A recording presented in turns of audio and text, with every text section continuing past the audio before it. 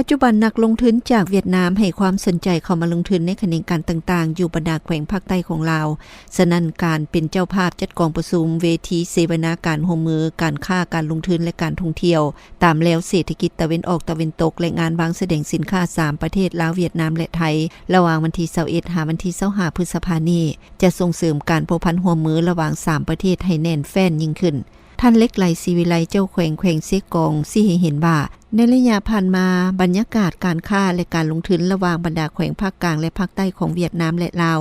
ยังบ่ทันฝืดฟื้นเท่าที่ควรย้อนอุปสรรคขั้นตอนอำนวยความสะดวกด้านการค้าและการลงทุนยังจำกัดโดยเฉพาะแขวงเสกองคาดว่าภายหลังสำเร็จกองประชุมครั้งนี้จะช่วยดึงดูดการลงทุนมาสู่แขวงเสกองก็คือบรรดาแขวงภาคใต้ให้นับมือนับหลายขึ้นภาคใต้ของเรานี้มีท่าแห่งหลายการพัฒนาทางด้านกสิกรรมทางด้านอุตสาหกรรมบ่อแฮอุตสาหกรรมด้านพลังงานต่างๆและส่งเสริมการท่องเที่ยวอันนี้เห็นว่าบ่ทันแข็งแรงเท่าที่ควรแต่ทางเพื่อนบ้านสสเวียดนามก็มีความสนใจหลายอยากมาลงทุนอยู่ในบรรดาแขวงของพวกเราเขาเจ้าก็พร้อมอยู่ในจำนวนแขวงที่มาร่วมนี่แหละตามแผนก็15แขวงและ4นครของเวียดนามจะมาร่วมนี่นะรวมเป็น19แขวงของสสเวียดนามเขาเจ้าสนใจหลายยังมาลงทุนอยู่ในบรรดาแขวงภาคใต้ของสปป.ลาวของเราฉะนั้นเห็นว่าพวกเฮาก็พร้อมแล้วฉะนั้นจิตใจกองประชุมพวกเฮาก็แม่นเพื่อญาติแยงดึงดูดการลงทุนการท่องเที่ยวให้นับมือนับหลายขึ้นโดยเฉพาะอย่างยิ่งพวกเฮาจะได้พร้อมกันค้นคว้าวิเคราะห์วิจัยแก้ไขสิ่งอุดตันในการ